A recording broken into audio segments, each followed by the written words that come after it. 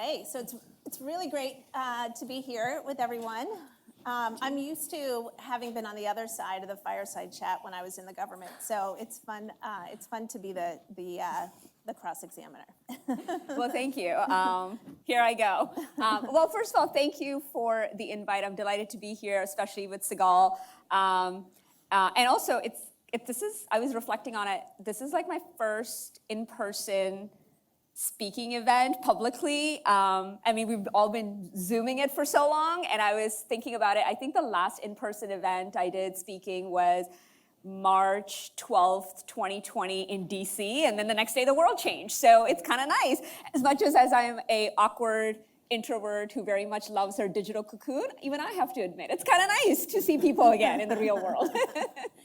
Tell us, I know your background, but I'd love hearing it from you. What do you do at the Fed, and where did you come from before the Fed? For sure. So I have spent so I started my career actually trading energy contracts in Calgary, Alberta, because that's where I grew up, then moved into investment banking. There's some Canada people. There you go. See, even though I grew up in Canada, I then moved to Edmonton. So let's just get it out of the way. Oilers all the way. So we don't want any of that family rivalry spilling out. So it's Oilers all the way. Anyway, but I've spent majority of my career over the last decade really leading change and innovation at the nexus of finance, technology, and policy. I've been very grateful to have really cool assignments working around the world in Asia and North America as operator, investor, builder. What I would say is, despite the diversity of all the different assignments, the connective tissue for me has always been just this personal mission of how are we harnessing the power of frontier technologies, AI, machine learning, blockchain. I'm sure Sigal may or may not have a question or two about crypto for me, who knows, right? But how are we harnessing the power of these next-gen technologies in a way that's helping us break down barriers that continue to persist in financial services and really creating that big tent effect, right? And the policy component is very important because when you are commercializing nascent technologies and building products for the first time, I'm a pilot as a hobby. It's like flying a plane when you're building a plane. So there's no playbook. You kind of have to figure it out as you go. And I learned earlier in my career that it's actually a good idea to bring along your BFFs from legal, compliance. I see one of my old colleagues here from my AML regulatory partners from the day one, because you do need that guidance because you're building something net new. So that's really the work I've been doing and kind of what brought me to the Fed, which I'm sure we'll talk about, because working at the Fed in 2021 was not on my bingo card, but here I am. So I thought, I thought Wally Adeyemo, the Deputy Secretary, Amazing. Did a phenomenal job this morning, and really because he started by talking about the power of this innovation, crypto, and what it can achieve for the future. I was joking. I wish that when I was in his seat, somebody had written that speech for me. It was really I thought it was it's a great way to think about opportunity, right? Yes. How does technology really enable opportunity? And I know you have a personal history with respect that has gotten you really very excited about innovation, and I'd love to share it with the audience. Yeah. So I think two things. That undercurrent that's kind of has guided me in kind of selecting a lot of the assignments that I've been grateful to do, including as the first Chief Innovation Officer of the Federal Reserve System, which is not at all intimidating when you're working for a 100-year-old organization and they're like, oh, you're the first one to do this job. The good side is you can't really screw it up because there's no baseline, right? So for me, it was really twofold. One, I'm a daughter of first-generation immigrants. And I remember, and who are small business owners. And I remember, as a kid, my dad used to take me to the bank every Friday to do like the end of week deposits to the bank. And I always remember like this weird power dynamic where the banker's telling you what you can and can't do. And I was like, I don't get it. You're the one that works like a bazillion hours a week. It's your money. like, why are they telling you what you can and can't do? Like, it never made sense to me, this unnecessary opacity and complexity that was pervasive in financial services. And don't get me wrong, compared to other countries and jurisdictions that I work, like the US North American financial system is one of the safest, soundest, and I would say the most inclusive. And yet, there's all this unnecessary opacity. So I think that for me has always been this guiding light is, how are we breaking down those barriers? And really, at the end of the day, empowering everyday Main Street consumers to really take charge of their own financial future, right? And be it through education, be it through the way we're building products so they're more accessible and approachable. So that's one. I think specific to crypto, I mean, I remember I first heard about Bitcoin at a holiday party in 2011. Clearly, I need to go to better parties, but and I was working in investment banking, so you can imagine what the narrative around Bitcoin would have been. And I didn't know anything about it, but I was curious enough, and kind of went home that night, started researching it. I'm the first to admit I did not have an epiphany the minute I read it. I didn't understand 80% of it, and I was Googling every word that was in the white paper, but it definitely took me down the rabbit hole, started attending meetups and talking to people. But the one thing that did capture my attention was, so my parents are immigrants. One of my cousins did this, genealogy exercises and kind of tracked on my dad's side, the last 7 generations, we've been, every generation's been a generation of immigrants. Because A, they wanted to immigrate, or in some cases, they had to immigrate, right? And I know growing up, the stories I vividly remember my great-grandparents sharing was during the partition when the British left the Indian subcontinent and kind of divided up the continent to multiple countries.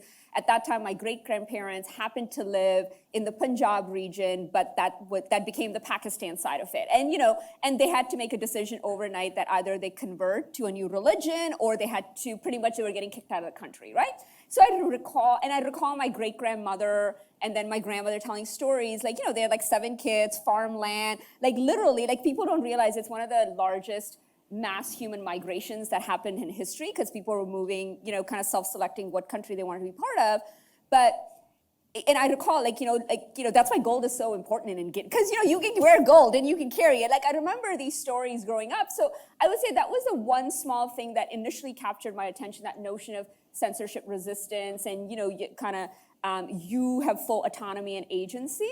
But then, the more I learned about it, as most of you know, I'm sure once you go down the rabbit hole, there's, no exit for you. But those familial stories just, continue to remind me some days, even on the toughest days, why this is worth doing and gives me hopefully a sense of, purpose. I think it's such an important story to tell. I also often share my family's history, and as a child of immigrants and a child of parents who came from nothing and were hiding in their earliest days, and I also think about the power of how they, what if this technology had existed when they were hiding underground in the woods, right? And you could have given them perhaps a path to freedom, and that, I think we can see a future where something like that could happen.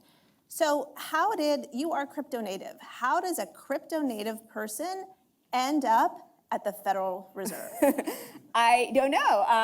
As I tell Sigal, I'm not exactly at a central casting to be working at a central bank, but here I am, and actually the credit goes to the Fed for thinking differently about the type of talent that they're bringing in. I am not a policymaker by training. I am not a smarty pants economist with many PhDs or a researcher. My background has always been in the industry, as I joke. I think part of the plan was, for so many years, I was on the opposite side of the table, just being an industry insouciant, saying, why can't we get guidance on this? Why can't we have clarity on this? They were finally like, why don't we just hire her? Then she'll stop bothering us. Who knows, right? But I think, as I said, this was definitely not, part of the 2020 forecast in any way for me. But I think when when I got the call, I was legit convinced that it was one of our Bitcoin friends that I'm sure are in the room or that we all know was pulling a prank on me. I think I spent the first 5 minutes kind of saying, no, who are you really? You're not an executive. Who really are you? Who put you up to this? And then when I realized, oh no, this is a real call, I had to somehow recover. And then my question was, wait, what does the Fed need an innovation officer for? Isn't innovation, central banking like an oxymoron? And then why do you need me? I've kind of been, the troublemaker on the opposite side of the table, right? So, but I think the more I learned about just the Fed's own mission statement and how nicely it aligned to what I shared earlier, but also just the energy and enthusiasm within the Fed and this wholesale agreement that we have to keep leveling up our value proposition. We have to future-proof what we do, even though we are the Federal Reserve. I think were some of the things. And the last thing I'll just say, not to make it too cheesy or personal, is like I said, I am an immigrant to this country, and Canada, the United States have been amazing to me and my family, and I don't have a lot of skills and talent, but this I thought was one way that hopefully I could give back a little bit to the country that's been so generous to me and my family. Sorry about the cheese, but anyways. We love cheese. Tell us about what you're doing at the Fed, and also what your long-term objectives are. In 25 years, when you leave the Fed and you look back, what do you want the picture of the Fed Hopefully to look 5 like? years, right? Because we have a very strong bias now, bias for action. I know. Whenever it is, Yes. what do you want to look back feeling like, oh, this is what I was able to accomplish? Yeah. So coming in. The cool thing about this role was, as I was going through the journey of understanding, is this is an inaugural role. So it's the first time the system has really appointed somebody to obsess about innovation every single day, but from a franchise perspective, right? I am not tethered to a reserve bank or a product area. My mandate de facto is to think of the entire franchise. Which is, for those of you who don't know, the Federal Reserve System of the US is like a solar system because it's 12 individual reserve banks and the board that have to maintain their independence, and yet they have to operate interdependently. That's how I explain it to my Canadian parents, that it's not one monolithic bank. There's actually very little central about the central bank, that it's actually a very decentralized network, right? So that, frankly, was super exciting to me. I mean, I think every job I've had in my limited career thus far, I think one or two were pre-existing jobs. Every other one, I've kind of been the first one to have it. Maybe I'm not qualified for existing jobs, I don't know. But that was alluring, that you get to build a startup within this 100-year-old august institution, right? So that was cool. Coming in, I wondered, oh wow, do I have to spend all my time explaining to people why innovation is a business imperative, that it's not a nice to do, it's a need to do? But the good thing is, coming in, that mindset is pervasive. And I will admit, I was surprised, right? I was like, oh my God, I'm gonna convince people innovation is a need to do, but that already pre-exists, right? The other thing that pre-exists is, I like to call it, the decentralized network of innovation. There is no shortage of ideas and initiatives and just overall positive intent for innovation within the system. So that's another good thing, right? And I get to come in as another node in this decentralized network of innovation, because I do fundamentally believe that innovation done best needs to be decentralized and everybody has accountability for it. Like, it doesn't start and stop with one person or an office. That's actually an antithesis to innovation, right?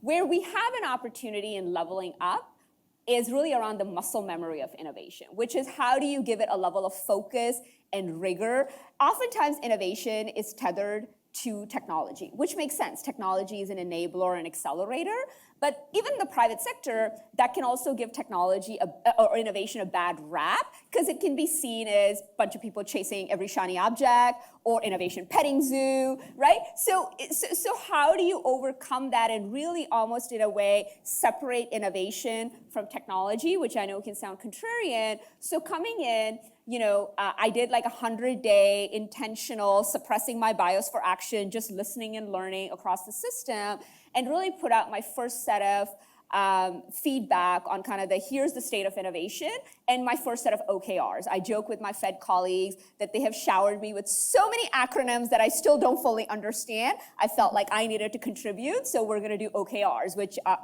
is very pervasive, obviously, in the tech space and gives a discipline. So one thing that we're really kind of shifting around innovation is, the anchoring heuristic separated from technology ought to be, what gnarly problems are we solving, right? It has to start with the problems that we're solving and understanding why these problems need to be solved and why are we uniquely qualified to solve these problems, right? So the problem statement should be the driver and not some new technology. And trust me, there's plenty of problems that need to be solved, as this group knows. Number two is, are we approaching the problem solving with an obsession around customer experience? And I know when I say that to my ex-colleagues in the private sector, they're like, wait, the Fed thinks about the customer? Like, really? They do. Now we can do a way better job of being more obsessed about the customer experience and making sure every decision we make, just like we would as product owners in the private sector, think of what does this mean to the end user, and are we really solving for their needs, or are we solving for some, assumption of their need? And then the third thing around innovation for us, the thesis really is, how are we future-proofing the value proposition of the Federal Reserve, right? Just because we have been dominant and relevant over the last 100 years does not de facto guarantee that to anybody, whatever company you're in, whatever category, in whatever sector, is you have to keep earning the right to make sure you're serving the needs of your constituents. So I think we really are starting to look at innovation in more that macro way. And under that, then the OKRs really are one, great, there's all this decentralized innovation happening, but are we focused? Is there a rigor? What problem statements are we solving, right? And kind of do a few things really well versus, do 99 things not so well kind of thing. And through that triage, of course, the focus on crypto is important, AI and machine learning, and some other themes have emerged. I would say the second thing around our OKR is really, the Fed is also going through transformation within, right? Our Sup and Reg colleagues are really focused on how are we modernizing, supervision and regulation, understand the industry is changing, technology is changing, consumer behaviors are changing.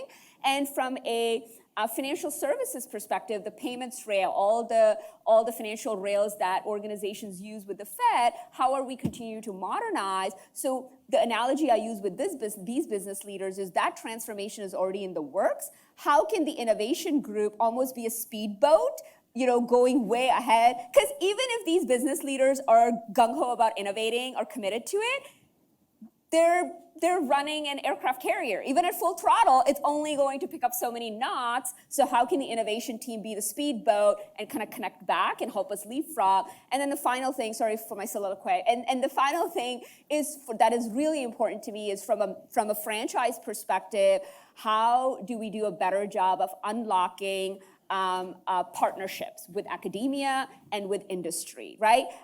There's this allure, and it's not atypical in a big organization. I saw that in the private sector, where you fall into this trap of, we have to solve every problem ourselves. We have to build everything from the ground up.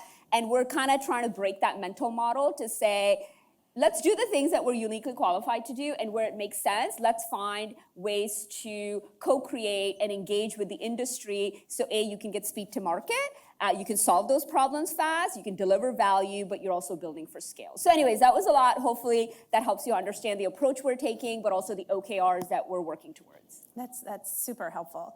So when I was in the government, that I would, there are a lot of things that kept me up at night. In my old job, it was often North Korea. She had a baller job. North Korea, Iran, terrorist financing, et cetera, literally, in the middle of the night sometimes. What keeps you up at night at the Fed? Well, I do sleep like a baby, so that's not a problem. For anybody who texts me between 11 to 5, I am sorry, I will not respond. But when I am awake, I very much obsess about just our overall competitiveness, right? Because and you all know this, right? We are operating in a very dynamic and global environment, and we just do not have the luxury anymore of kind of resting on our achievements. I think the US has obviously demonstrated over decades that we've delivered innovation like nobody else, right? Which has rendered value not just within the US jurisdiction, but around the world. But we can't rest on those laurels. And having worked in India, in China, and other Asian geographies, and studying a lot about what's happening in Africa, like they're leapfrogging, right? And so that I, obsess about. And then I think about it from a solution perspective, in this wide US network, how is government and private sector and academia all coming together and collaborating? At the end of the day, we all wear the same team jersey, Team USA. So how are we working together to kind of keep up our game and innovate for the future? So those, obviously I'm clearly talking my book here because I'm the innovation officer, but those are things that I definitely obsess. And again, like I said, I remember when I used to work in China and I used to come back, I often felt like my experience was regressing because I just was in a country where everything is done on the WeChat app, everything's done on your phone, and you come back stateside, you go have dinner, and then they hand you you have to take out this plastic thing from your wallet, give it to them, and then they bring back this flimsy piece of paper and a pen that doesn't work, and then you kind of squiggle because it's your signature. And I was like, okay, well, I don't know. My experience seems to be regressing versus progressing, and this is the United States. So I think we definitely have a lot of room to level up. Along those lines, there are a lot of people in industry, in crypto in particular, who say that there's insufficient clarity around regulation and crypto, and as a result, that folks are leaving the United States because of this lack of certainty about whether or not they can do certain things and what the consequences will be. Yeah. What is your perspective on that? Yeah, and listen, it wasn't that long ago, I was on the opposite side of the table, kind of, saying we need, as an industry, we need regulatory consistency, we need clarity, and we need coordination, right? Especially when you're working for institutions that are the domain of multiple regulators, not just within the US, but globally. And everybody's got different ideas of what regulatory guardrails should be. So I recognize that that's a huge burden.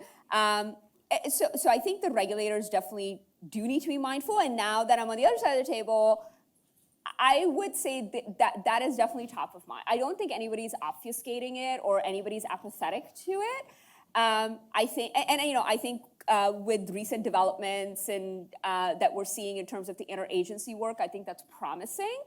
Because again, I have worked with founders in this space and invested in founders in fintech and crypto, and they're a team of 5 people, and they're engineers, and they're really good at what they do. And we forget they don't have 100 people GR team or to kind of so how are we also? I think we also have an opportunity to kind of modernize and simplify where it makes sense. Some of these regulatory guardrails to kind of match the digital world that we're now moving towards, right? I think the 2 things I also think of from a regulatory perspective is, one, we don't necessarily have to recreate the wheel. I hate to quote my dad, because now I'm officially old, who would always remind us, there's nothing new under the sun. Oftentimes it's just a new iteration. And I would submit there are elements of fintech and crypto where, we don't need to reinvent the wheel. There's things that we've learned building up the market structure and infrastructure in the United States that we can lift and shift, and it's still applicable. We don't have to start everything from a blank piece of paper.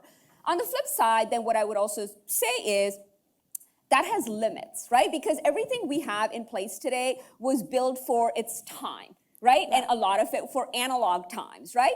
Yeah, some of it can apply, but we are essentially now living in a world of where everything is digitized. So we also have to be prudent and pragmatic about what can be lift and shift and where we do need to modernize, automate, simplify kind of the regulatory structures. So along those lines, because it's also something I thought a lot about when I used to say when I was at Treasury that the Bank Secrecy Act was, passed at a time when we were still using the rotary phones, and then I would often ask how many people in the audience ever used a rotary phone, and it was often not that many people.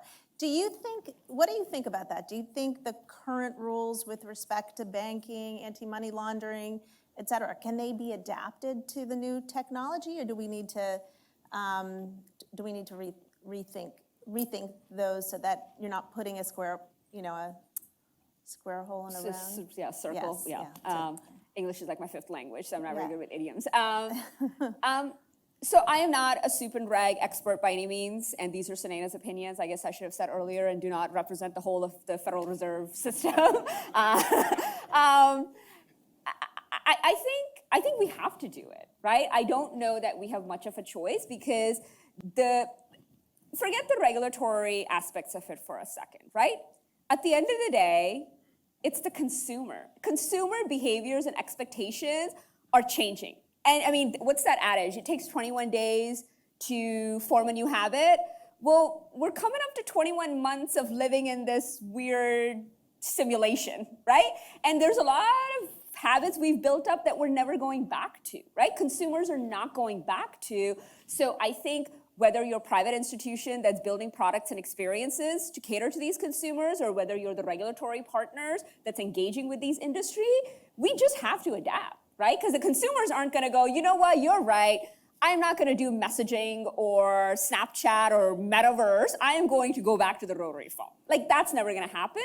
So, we just have to adapt. How we do that, I will leave it to the subject matter experts who do this stuff. My job is to create trouble and do innovation.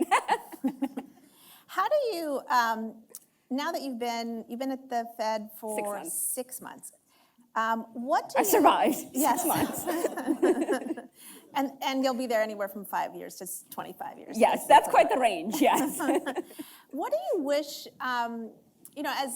what do you wish you had, now that you're fully ensconced into the federal government, what do you wish you had, on the one hand, known when you were in industry, number one, and along those lines, now that you've been here, what piece of advice would you give to the industry as they interact with regulators? So 2 things, and I think one item I should have shared earlier when you said when you look back after having done this role, I really wish I knew when I was in the industry, be it crypto or just generally the private sector, that there are these opportunities to go in and kind of take the core competencies of what you're good at and apply it in almost in this public sector space. I didn't know that. I mean, if I hadn't gotten that call and that somebody recommended me to this recruiter, it was all very serendipity driven. Like, I would have never even, the fact, the notion of working at the Federal Reserve, even though I've grown up in capital markets and worked in venture and the Fed's always in your orbit, right? And everything they do has an impact. But the notion of working at the Fed was just nowhere on my game plan. Not that I've had much of a career game plan, but it just wasn't there, right? And I kind of then I asked myself, why not, right? So I think that's one of the things I'm actually very passionate about in my role, is to kind of create that awareness and that talent on-ramp. And, I've been thinking a lot about this notion of Fed Corps, right? Like Peace Corps, but for the Federal Reserve, where, there's so many amazing engineers and designers and product folks. And, and a lot of them share the sense of purpose, the sense of duty, this need to want to give back and make a dent at a whole another level. And how do we create those opportunities and get in front of people who want to do that but don't even know that this is an option? So that's one. And I'm hopefully I will make a meaningful dent in kind of, creating that awareness and creating more of that pipeline. But I think the second thing is, listen, when I was working in crypto, and, again, it's a new thing. We just saw it was the 13th birthday of the Bitcoin white paper that started everything, right? So we forget sometimes that we're still, we're like the 13-year-old teenager that's all confused about what I know when I was 13, I was pretty confused about what I wanted to be when I grow up. So, so the crypto space is still relatively new, and we forget that, and especially when you're working in it, you're just so obsessed, which is what you should be. And that is like the whole of everything you do all the time, right? So when you are having those engagements with your regulators, there's this natural friction and frustration perhaps, and I can only speak for myself when I was in the industry, saying, why don't you have the same sense of urgency, right? Why are you not stepping up and taking agency of this, and how do you not see that this is the only most important thing that matters right now, right? Well, now that I'm here, and I don't even have the full scope of everything that you were involved in, Sigal, and you can comment on it, is, whoa, there's 1,000 things and they're all urgent, right? And of course, crypto is at the center of everything, right? But you kind of, I would say I have a greater sense of empathy that, okay, one, there's just 1,000 things that all are important at the same time. And it's not that they don't have the same level of engagement or passion or understanding or urgency, that it's always a balancing act, right? And I think the second thing I'm developing, and I've only been there 6 months, I work with colleagues who've all been there 20, 30 years, so I'm gonna be a newbie for a very long time. But the other thing is, I think they really have to be very intentional and deliberate about thinking through the domino effect of every decision or indecision, right? And again, I can only speak for myself. When I was in the industry, I was not thinking 55 moves down the road, right? I was worried about our little thing and our little company and our little project, right? So I think those are things I would just say. I mean, and listen, I have the same conversations with my Fed colleagues about how they need to be a little bit more empathetic about where the founders are coming from, where the industry is coming from. So not to get all Ted Lasso about it, but I think there's a level of good positive meeting point. And the other thing I now find a little humorous is that oftentimes my industry ex-colleagues and my new Fed colleagues are saying the same thing, but they're just saying it in their own way with their own mental models. And I'm like, you're kind of saying the same thing, right? Like, let me translate. So, and I know you have done that a lot, both in your prior role and your current role. So those are some, observation and humble nuggets I will pass on. So I have to say, I think it's super, the first time I met you, it was like so refreshing to talk to you. And I think I love that, you got to speak to this audience as well. So I wanted to thank you very, very much. This has been fantastic. So awesome. Thank you for the opportunity. Cheers.